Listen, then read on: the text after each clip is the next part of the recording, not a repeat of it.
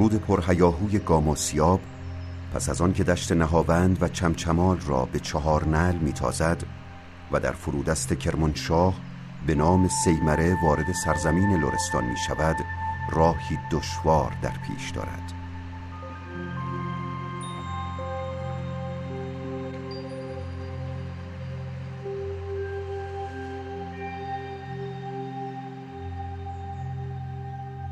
کوههای هلیلان ایلام و شیرز کوهدشت با دره‌های هولناک گویی افساری بلند بر این اسب سرکش زدند. دیوارهای بلند زاگرس چین خورده در لرستان به این رود اجازه ورود به مرکز استان را نمی دهند و مسیر آن را به سمت غرب کج می کنند. سیمره از شمال کوهدشت رو به مرزهای غربی لرستان نهاده و به سمت شیروان و چرداول در ایلام پیش می رود. کوهدشت در جنوب سیمره قرار دارد و راهی که بر دامنه‌های سرسرن و چنگری کشیده شده ما را به این دشت فراخ می رساند که آن را در گذشته کورشت و کوزشت خواندند و اهالی بومی کویشت تلفظ می کنند.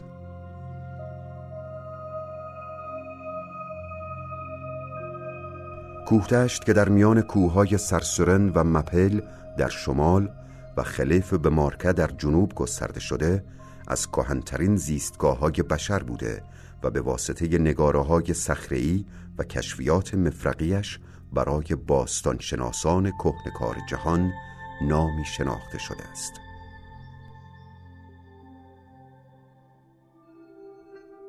سنگ‌نگاره‌ها کهن‌ترین آثار تاریخی و هنری به جای مانده از بشرند. به تعبیری بستر به وجود آمدن حروف رمزی، خط، زبان، اسطوره‌ها و هنر همین سنگ‌نگاره‌ها هستند و آنها از بهترین اسناد رمزگشایی ما قبل تاریخ به حساب می‌آیند. عمر بعضی از آنها به 40,000 سال میرسد و بشر تا کنون موفق به کشف هیچ پدیده تاریخی و هنری بدین قدمت نشده است. برخی از نگاره‌های صخره‌ای کوهدشت در زیر پناهگاه‌های ضلع شمالی و جنوبی کوه سرسرن نقش بستند.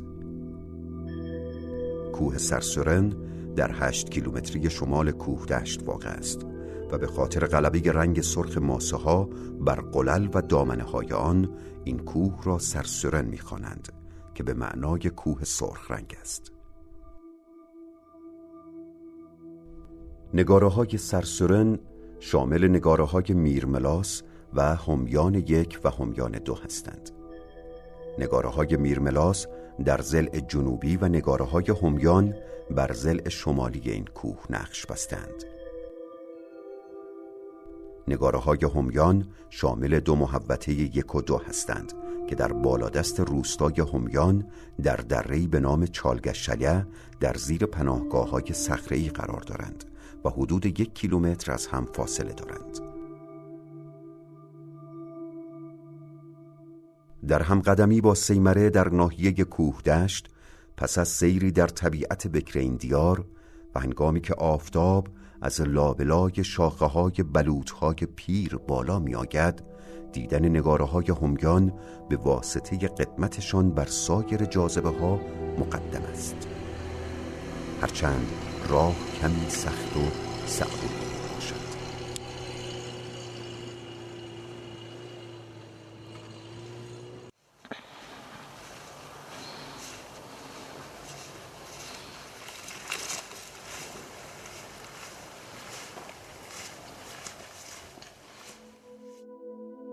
خانم کلر میتگاف اولین باستانشناسی است که در سال 1347 موفق به کشف این رنگین نگاره‌ها شد. بعد از آن پروفسور مکبورنی و تیم باستانشناسی دانشگاه کمبریج با پیشنهاد و راهنمایی استاد حمید ایزدپناه از خراسان به کوهدشت آمده و این نقوش را مورد مطالعه قرار دادند. باستانشناسان امریکایی با استفاده از روش توریم اورانیوم دیرینگی این نگاره‌ها را بین 9000 تا 1500 سال تخمین زدند.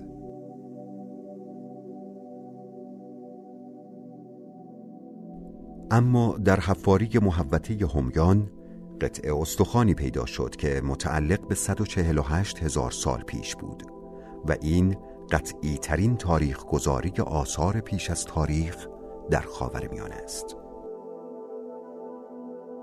انسان‌های نخستینی که در این ناحیه زندگی می‌کردند، معیشت خود را با شکار می‌گذراندند و برای دست یافتن به شکار بیشتر باورها و آرزوهایی داشتند. آنها دوست داشتند که هر آنچه را که نقاشی کنند در عالم واقع نیز اتفاق بیفتد. لذا بیشتر موضوع نقاشی‌های آنها شکار و غلبه بر جانوران وحشی است.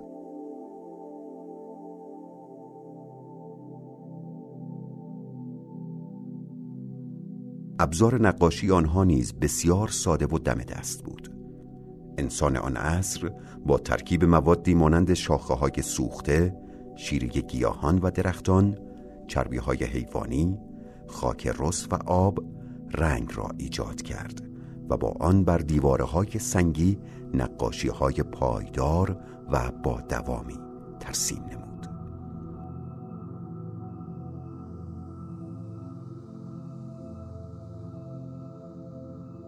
بر صخره‌های همیان و میرملاس نگاره‌هایی از هیاهوی میدان رزم و شکار با تیر و کمان و رقص دست جمعی و اشکال حیواناتی چون اسب، بز کوهی، گوزن و روباه و گربه سانان دیده می شود. رنگ اغلب نگاره‌های همیان و میرملاس قرمز اخرایی، سیاه و اندکی زرد است و دلیل غلبه این رنگ قرمز بر نگاره‌ها اکسید مسی است که در ترکیب ماسه‌های سرخ رنگ این کوه وجود دارد و جزو ترکیبات مواد نقاشی بوده. صحنه‌های این تابلوهای سنگی بسیار زنده ترسیم شدند و از حیث نشان دادن پیشینه رام کردن و پرورش اسب و ساخت سلاح و همچنین رسومی مانند رقص‌های محلی بسیار پر اهمیت هستند.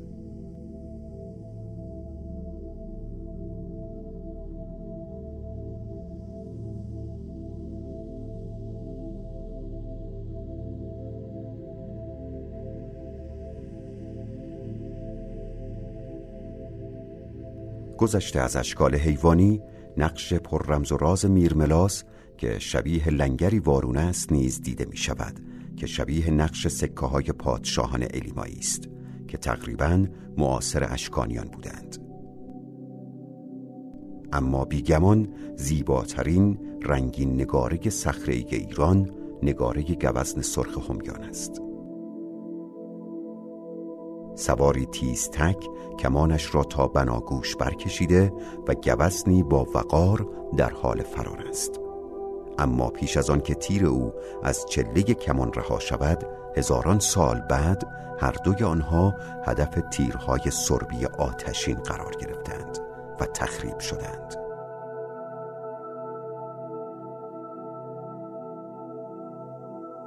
گوزن رعنای همیان در زیر طاقی صخره‌ای در محوطه همیان یک قرار دارد و نسبت به سایر نگاره‌ها کمتر آسیب دیده است.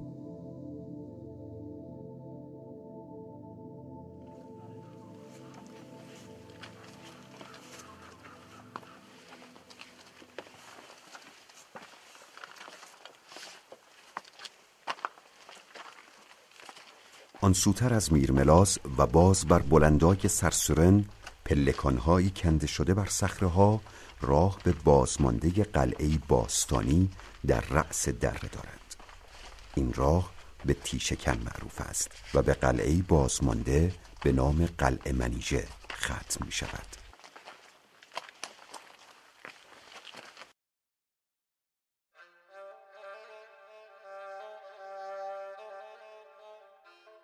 قلعه منیژه مشرف بر دره‌ای طولانی است که در بین کوه چنگری و سرسرن کشیده شده و همچنین بر کوه سرسرن و راهی مالرو که میرملاس و همیان را به هم پیوند می‌داده اشراف دارد.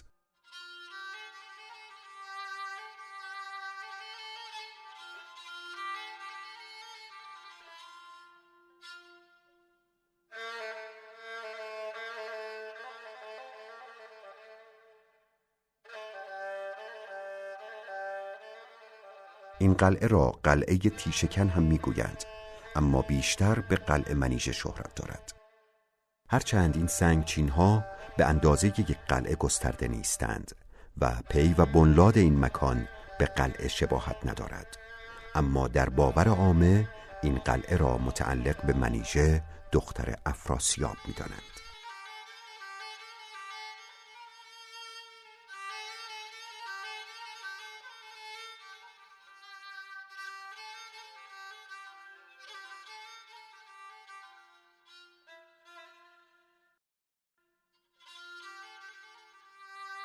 کوهدشت شهری است همچون نامش، کوههایی بلند گرداگرد دشتی وسیع را فرا گرفتند و در دامنه آنها رازهایی گران از پیشینه سکونت بشر در لرستان بر باستانشناسان برملا شده است. سرخدم لری در شرق و سرخدم لکی در غرب کوهدشت از یادگارهای عصر آشوری یا پیش از آن در غرب ایران هستند.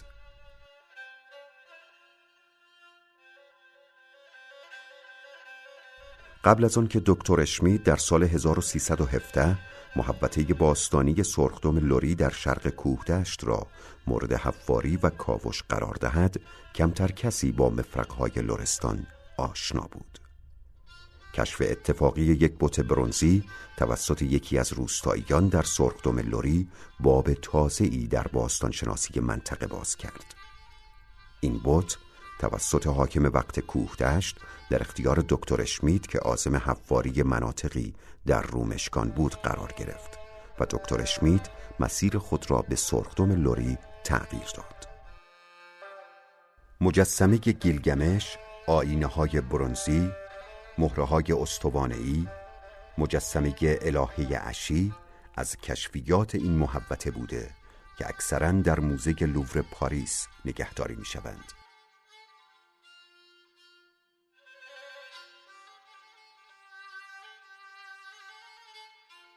این کشفیات همه رنگ و بوی آشوری داشتند، اما باستانشناسان در پژوهش‌های اخیر معتقدند این محوطه باستانی آشوری نیست، بلکه نیایشگاهی بوده برای الهه‌ای به نام نیملیل که یک الهه میان رودی است. ولی مردم اینجا با آشوریان حشر و نشر داشتند.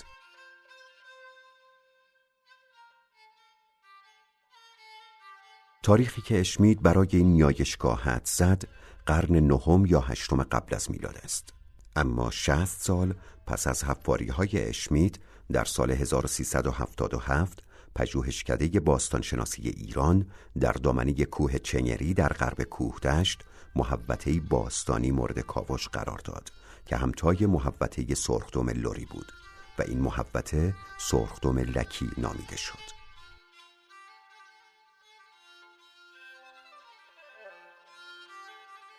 لری و لکی خوانده شدن این محوطه ها به خاطر گویش اهالی روستاهای نزدیک آنهاست. اهالی خوشناموند به لری تکلم می کنند و اهالی روستای سرخدم به لکی، لذا به آن محوطه سرخدم لری می گویند و به این محوطه سرخدم لکی. محوطه سرخدم لکی در 17 کیلومتری شمال غربی سرخدم لری قرار دارد و به نظر برخی پژوهشگران این مکان بقایای یکی از مراکز حکومتی اولیپی است که در منابع آشوری به عنوان اکودو معرفی شده است. سازه‌های معماری سرخدم لکی با معماری سرخدم لری و تپه گودین کنگاور و زیویه کردستان شباهت دارد.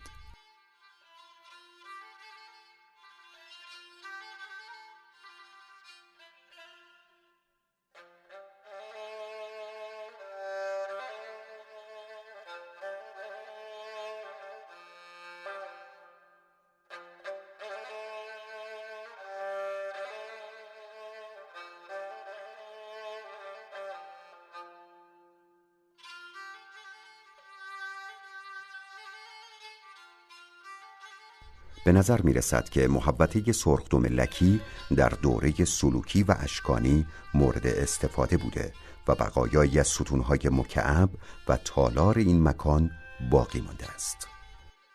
بر روی یکی از ستونها نقش‌های گیاهی و اساطیری نظیر شیر بالدار حک شده که به شیر بالدار بابلی شبیه است. همچنین ابزارهایی نظیر خنجر و پیکان و ظروف سفالی و چند سکه نیز از یافته‌های این محوطه هستند.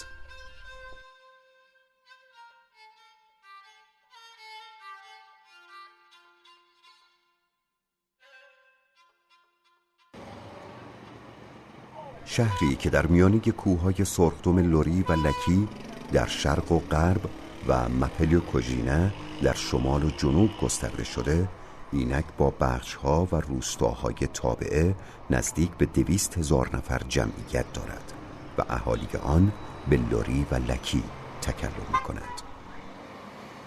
کوهدشت در غرب لرستان قرار دارد و با شهرهای خرم‌آباد، پل دختر، دلفان و استان ایلام هم مرز است. جغرافی نویسان گذشته از آن با عنوان کورشت، کوزشت و کودشت یاد کردند. حمدالله مستوفی در مورد این شهر می نویسد: کورشت شهری بزرگ بوده که اینک خراب است. همچنین یاقوت هموی در نزهة القلوب از ترحان و مادیان رود که یکی از روستاهای جنوب کوهدشت است به نام مایرود نام میبرد.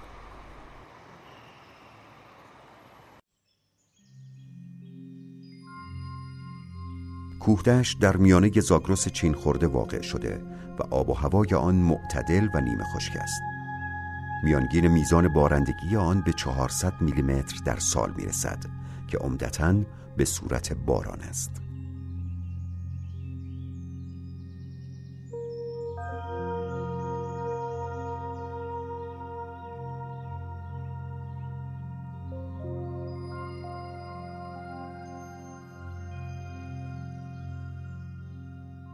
برفگیرترین کوههای این شهر مپل، هنجس و ورزرد در شمال و نسارچره و کوژینه در جنوب هستند که برف آنها نیز دوام چندانی ندارد.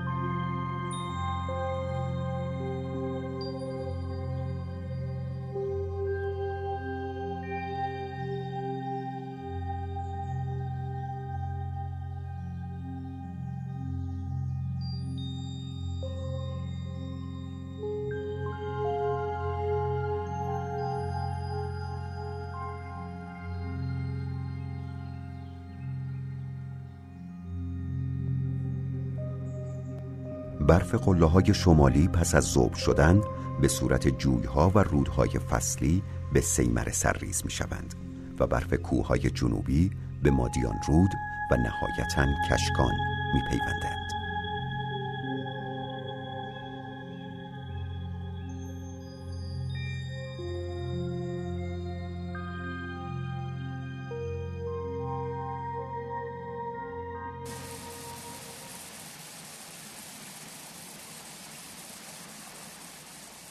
این شهر از کارخانجات و کارگاه‌های بزرگ صنعتی بی بهره است و شغل غالب مردم کارهای خدماتی و کشاورزی است.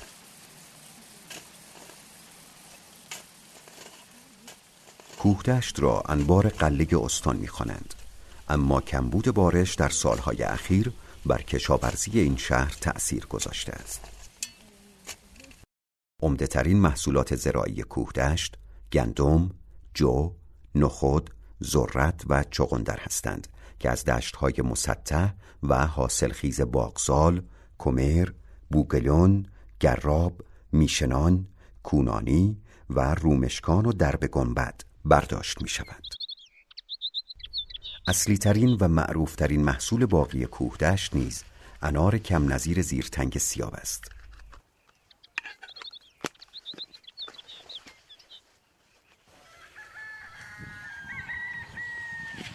سنتی ترین دستساخته‌های این شهر با سنتی ترین شغل بشر یعنی دامداری مرتبط است. در اواخر زمستان‌ها که دامها در آغل نگهداری می‌شوند، باید به فکر امکانات کوچ بود. خوشبختانه عشایر این منطقه هنوز سیاه چادرهای دستباف خود را که دوار می‌خوانند بر چادرهای صنعتی ناهمگون با طبیعت ترجیح می‌دهند.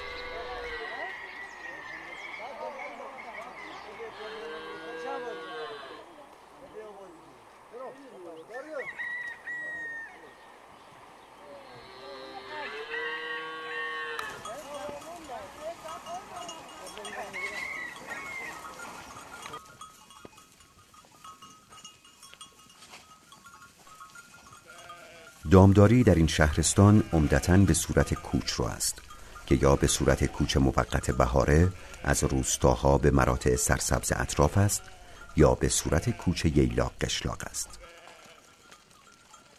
کوچ ییلاق قشلاق دامداران و عشایر طولانی تر است و بیشتر بین مناطق سردسیر نورآباد و کوههای شمال کوهدشت صورت می‌گیرد.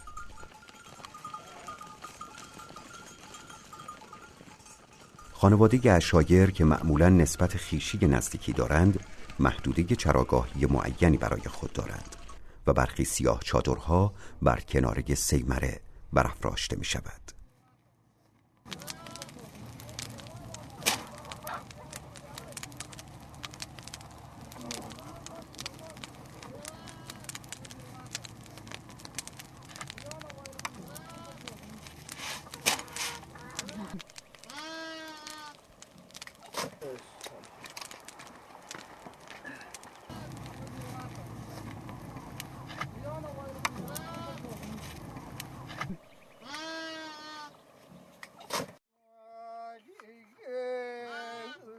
دلنشین ترین و همگون ترین آوا در ستیغ‌ها و دامنه های زاگرس هور است.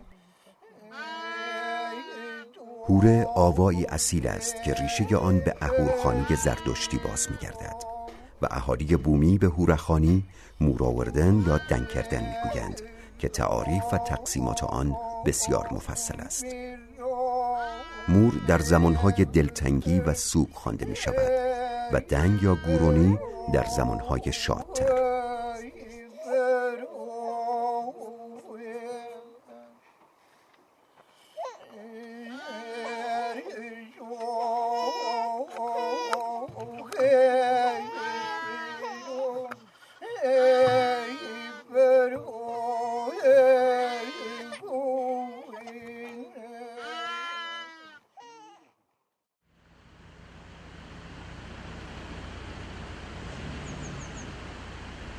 پیش از تقسیمات کشوری سالهای اخیر، کوهدشت ناحیه‌ای بود که در میان درود کشگان و سیمره واقع شده بود و برجسته ترین آثار تاریخی بعد از اسلام در این ناحیه پل‌های تاریخی بزرگی بودند که بر رودخانه‌های سیمره و کشگان بسته شده بودند.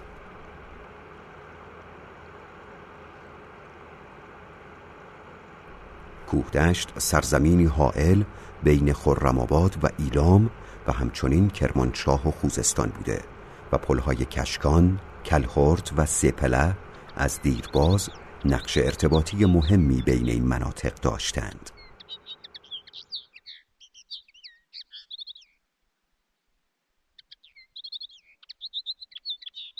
پل کشکان در 35 کیلومتری غرب کوهدشت بر رودخانه کشکان بسته شده و در گذشته ارتباط شاپورخواست با سیمره را میسر می ساخته است و پل کلخرد یا پل معمولان نیز باز بر رودخانه کشکان بسته شده و مناطق بالاگریوه را به ترحان پیوند می داده.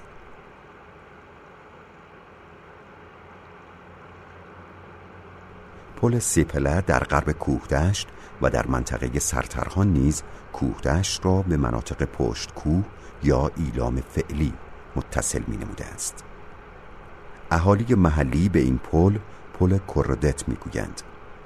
کرودت به معنای پسر و دختر است.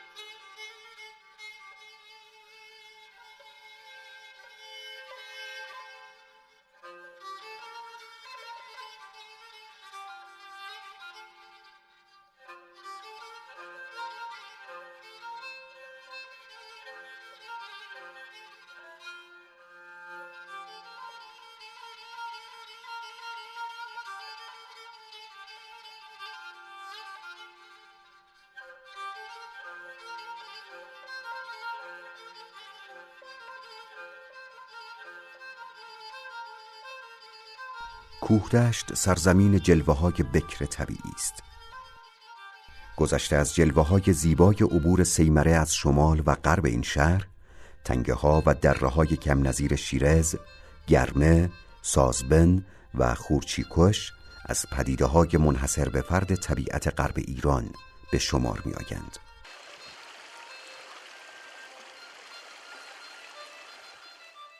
تنگه شیرز در شمال کوهدشت اینک به عنوان مرکز ژئوتوریسم ایران شناخته شده و هر ساله گردشگران زیادی را پذیراست.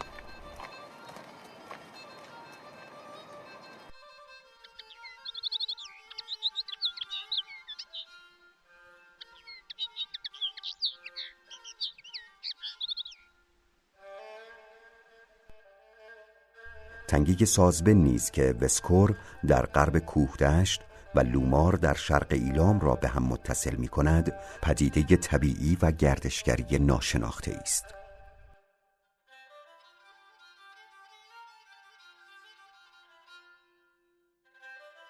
همچنین تنگه خورچیکش در جنوب دهستان زیرتنگ سیو یکی دیگر از زیبایی‌های بکر و کمتر دیده شده که این شهرستان است.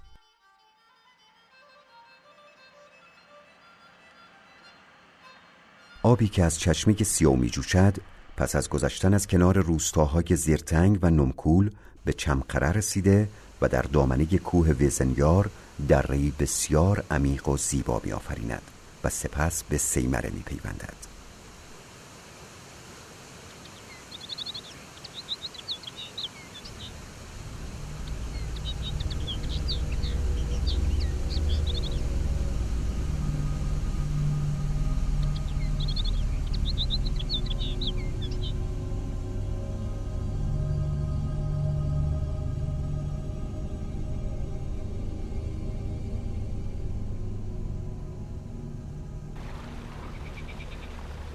گذشته از سیمره، رود کشکان نیز از جریان‌های آب سطحی کوهدشت بهره می‌برد که عمده‌ترین آنها مادیان رود است.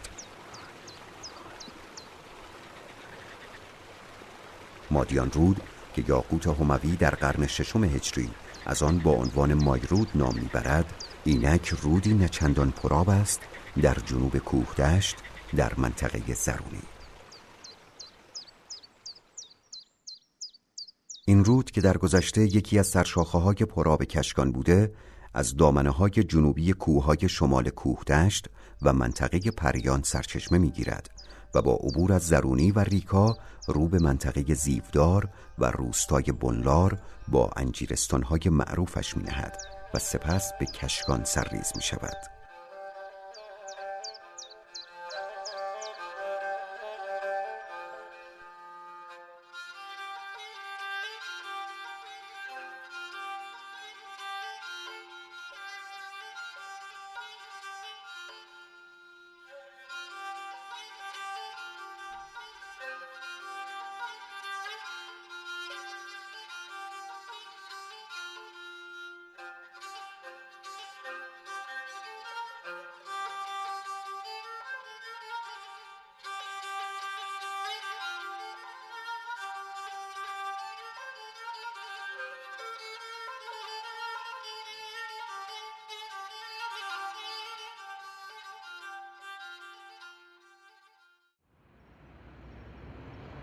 فصل پایانی سفر با سیمره در کوهدشت ختم به رومشکان می شود.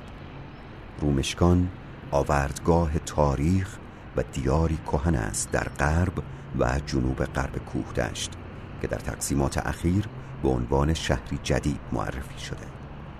این شهر بر دامنه کوه میه و ویزنیار کشیده شده و نام خود را از نبردی تاریخی بین رومیان و ایرانیان برگرفته است. گویی که در آن جنگ رومیان در این منطقه شکست سختی می‌خورند و این منطقه به روم شکن و سپس رومشکان معروف می شود.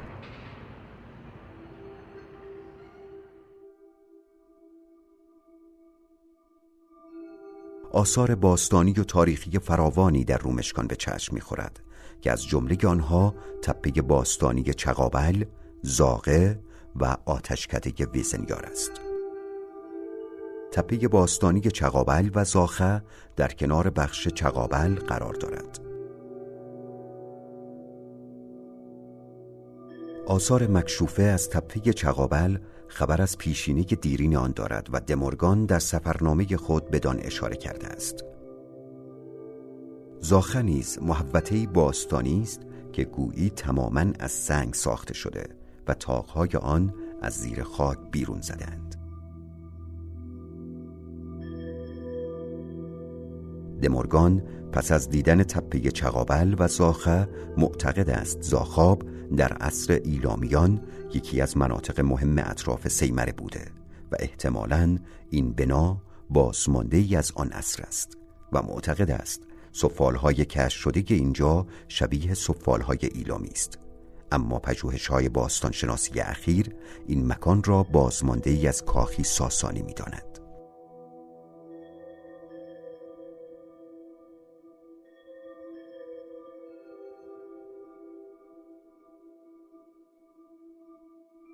گذشته از آثار تاریخی کهن رومشکان، غار آتشین دامنه کوه سدن پدیده جذاب نوظهوری است که در اثر حفاری‌ها و اکتشافات نفتی اخیر ایجاد شده است.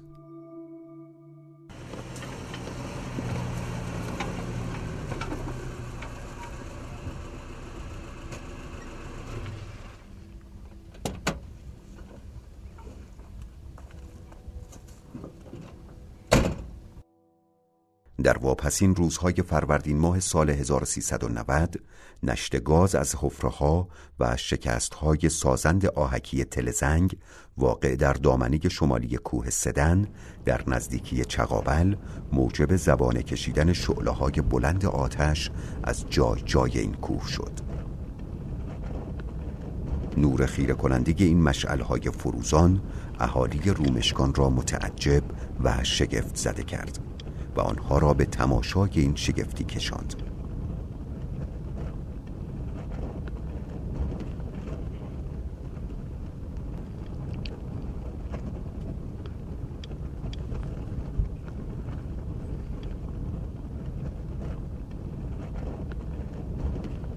این شعله‌های پرحرارت که تبدیل به یک ژئوسایت جدید کم نظیر در زاگرس شده‌اند، در واقع حاصل خروج گاز از میدان نفتی بابا حبیب رومشکان هستند که تماشاچیان زیادی را به خود جلب کرده است.